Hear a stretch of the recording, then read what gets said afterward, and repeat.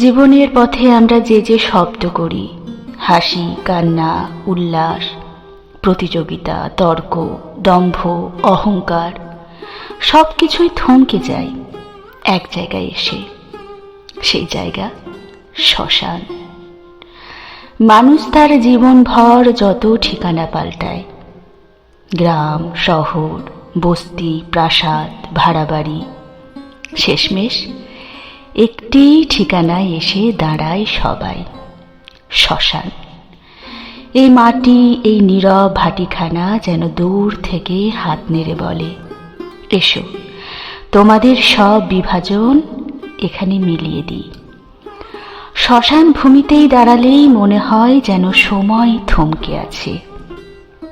পৃথিবীর সমস্ত শব্দকে গ্রাস করে এক গভীর নীরবতা। এই নীরবতা শুধু নীরবতা নয়, এই এক কঠিন সত্যের ঘোষণা। যেন প্রকৃতি চিৎকার করে বলে, এখানে সব দম্ভ শেষ, সব অহংকার ছাই হয়ে যায়। সত্যি সত্যি শ্মশান আমাদের শেখায় মানুষের সবচেয়ে বড় পরিচয় তার মানবতা। সেখানে ধনী গরিব, সফল ব্যর্থ, সুন্দর অসুন্দর, সবাই একই রূপে ফিরে যায়। পার্থক্য থাকে শুধু কে কতটা হৃদয়ে জায়গা করে যেতে পেরেছে। কারণ সে বুঝে যায় জীবনের শেষ খাতায় কেউ পদবি লেখে না ঘরের রূপ, গাড়ির নাম, ক্ষমতার মাত্রা। লেখে শুধু মানুষ কেমন ছিল।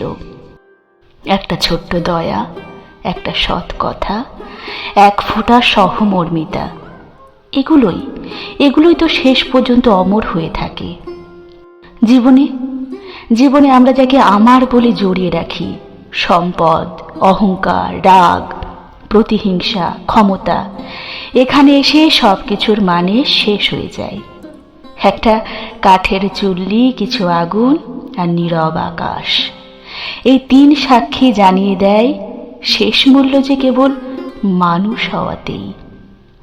শ্মশানে নীরবতা কখনো উপদেশ দেয় না, তবু ভয়ানক সত্য শেখায়। আগুনের সামনে দাঁড়িয়ে অনুতাপের কোনো মূল্য নেই। শ্মশানের ধোঁয়ার মতোই জীবনের উত্তরগুলোও ধীরে ধীরে ভেসে আসে। আমরা কি সেই উত্তর শোনার মতো সাহস রাখি?